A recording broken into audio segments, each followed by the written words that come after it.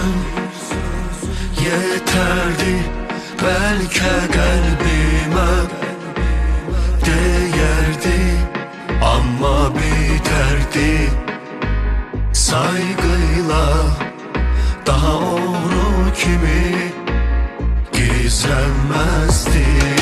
Sığmadık hiç yere çok sevdiğimiz şehre.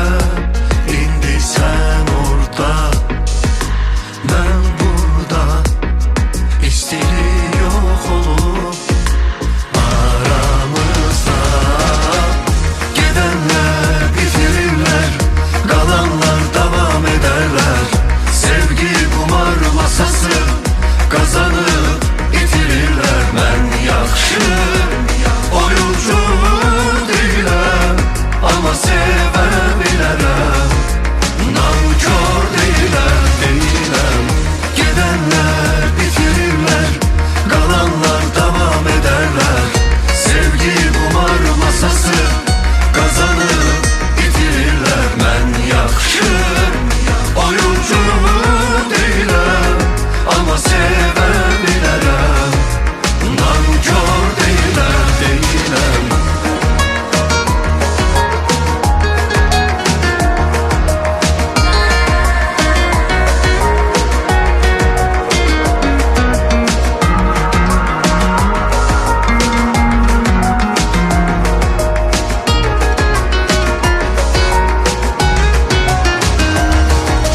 Ben senden bezmedim, birce dəfədə küsmədim.